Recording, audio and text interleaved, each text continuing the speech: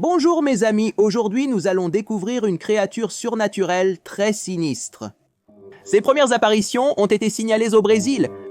En 1560, le père José d'Anchieta a écrit une lettre qui disait ceci. Il vit la plupart du temps sur les rives des rivières et des marais et il est appelé Boitata par les indigènes.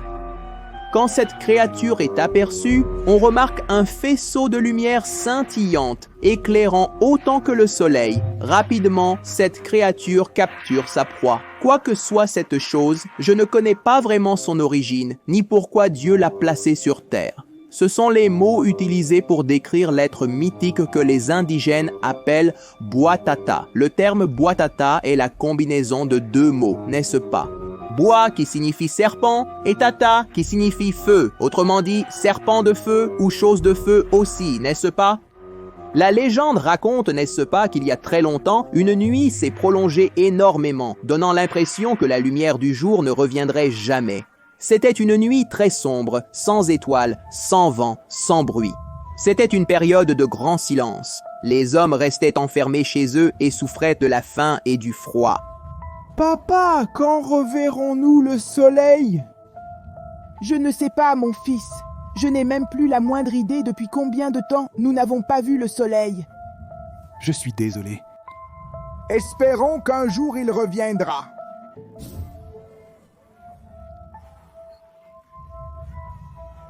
Il n'y avait aucun moyen de couper du bois pour les braceros qui gardaient les gens au chaud.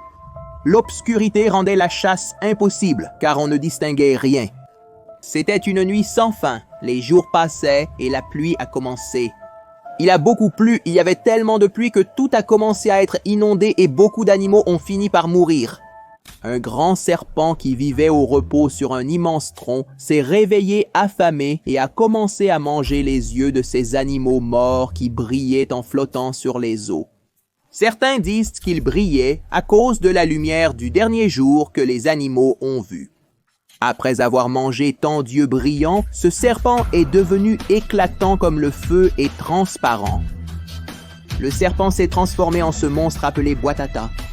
Quiconque rencontre cet être fantastique peut devenir aveugle, perdre la raison ou même mourir. Apportez la cage! Emmenons tous ces animaux sur le navire! Ils valent une fortune sur le marché noir. Dépêchez-vous, bande d'incapables.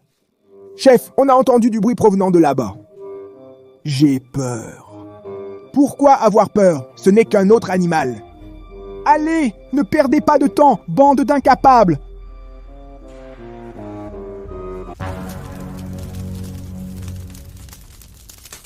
S'il vous plaît, ne me tuez pas. Je suis juste un...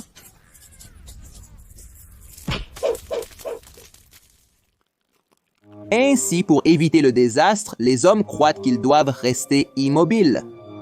Sans respirer et les yeux bien fermés, la tentative d'échapper à ce serpent enflammé présente des risques pour la personne, car cette attitude représente la culpabilité de l'humain. Elle imagine que vous êtes dans la forêt en train de faire quelque chose de mal, de détruire la forêt ou de chasser les animaux. Le Boitata est connu comme le protecteur des forêts et des prairies, privant toute personne de sa vie en un instant. Alors faites attention, vous qui vous promenez dans la forêt.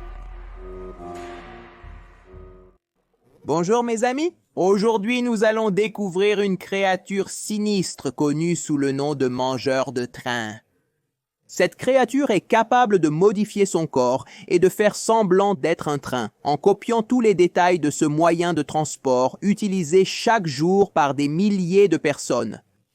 Si vous étiez dans une station où se trouvait le mangeur de train, vous ne pourriez pas faire la différence au premier abord. Car cette créature imite très bien les bruits des engrenages, les portes qui s'ouvrent, les annonces des stations suivantes, entre autres choses. Il possède également un éclairage à l'intérieur, tout comme un véhicule normal. Vous ne vous rendrez compte que quelque chose ne va pas lorsque les fenêtres commenceront à se fermer, puis il se déplacera très rapidement, au point que certaines personnes peuvent même perdre l'équilibre et tomber. Vous verrez un liquide vert couler des murs et commencer lentement à remplir l'intérieur. tous ceux qui vous entourent commenceront à fondre et à être digérés par lui. Les chances de survivre au train dévoreur sont minimes car l'acide est très puissant. Et même si vous essayez d'utiliser un couteau ou quelque chose de tranchant pour ouvrir un passage dans les murs, vous seriez à une vitesse trop élevée pour essayer de sauter de là. Peut-être que la seule façon de se sortir de cette créature serait, chaque fois que vous montez dans un train, de piquer la carrosserie avec un objet métallique. Si du sang sortait de la carrosserie, vous sauriez déjà, n'est-ce pas, de qui il s'agit. Tous les malchanceux passagers qui y montent sont digérés, servant de nourriture à cette créature. Il aime apparaître dans les grandes métropoles très animé. Ses moments préférés pour se remplir la panse sont les heures de pointe, car il peut attraper de nombreux passagers sans défense, sans qu'ils ne se doutent que ce sera leur dernier voyage. Alors, mes amis, faites attention lorsque vous prenez un train, d'accord? Bonjour mes amis, aujourd'hui nous allons parler d'une créature bizarre qui circule sur Internet depuis de nombreuses années. Il s'agit de Slenderman, supposément un homme mince et sans visage. C'est une créature maléfique venue directement des profondeurs. Il ressemble à un homme d'âge moyen, à la peau complètement blanche et très grand. Il serait capable de s'étirer, mec, d'étirer ses bras, ses jambes, même son propre torse comme il le veut, tu vois? Et son objectif serait toujours de provoquer la peur et d'attirer plus de victimes. Pour observer les personnes qu'il compte capturer, Slenderman pourrait modeler son corps pour atteindre ses objectifs. Par exemple, il pourrait se faire passer pour un lampadaire dans l'obscurité ou pour un arbre, avec ses doigts qui peuvent prendre la forme de tentacules. Selon les légendes, les proies préférées de Slenderman sont les enfants.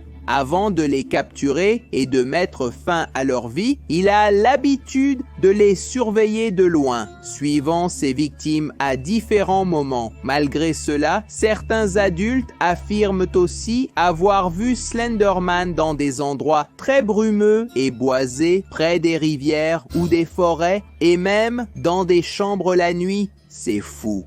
Quand les gens oublient de fermer leurs fenêtres, il peut arriver ce que je t'ai dit, mon pote. Normalement, cette créature apparaît dans des endroits peu fréquentés, avec un éclairage précaire, tu vois. Ce qui facilite son travail, mais cela ne veut pas dire que toi, qui habites en grande ville, tu es à l'abri de recevoir une visite inattendue de Slenderman. Mais qu'est-ce qui le motive à faire ces attaques ? Est-ce de la pure méchanceté ou y a-t-il quelque chose de plus étrange derrière tout cela? Une affaire qui a attiré l'attention des autorités s'est produite en Amérique du Nord. Une série d'attaques contre des enfants a été enregistrée sur une période de 3 mois. Les attaques suivaient un schéma spécifique et bizarre. Les enfants victimes avaient leur visage brutalement arraché. Oh mon Dieu, qu'est-ce que c'est?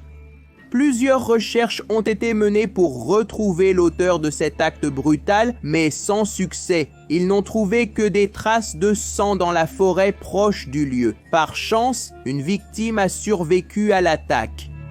Son témoignage a choqué tout le monde. L'enfant a donné la description du Slenderman. Un homme grand, au visage blanc, en costume, a utilisé ses propres mains pour faire cela. Alors, la théorie est apparue selon laquelle Slenderman, n'ayant pas de visage, en chercherait un. Donc, il commet ses attaques pour compenser son absence de visage. D'autres théories qui circulent sur les forums disent que Slenderman, avant de devenir une créature, était un enfant très étrange. Il serait né avec une déformation génétique au visage qui faisait que ses camarades se moquaient de lui tout le temps. C'est pourquoi un jour, il a essayé de s'enlever le visage et il a fini par s'en mordre les doigts. À partir de là, son esprit est revenu à la recherche d'un nouveau visage. Alors faites attention mes amis, laissez votre like pour être protégé contre toute manifestation surnaturelle, d'accord? Je vais m'arrêter ici.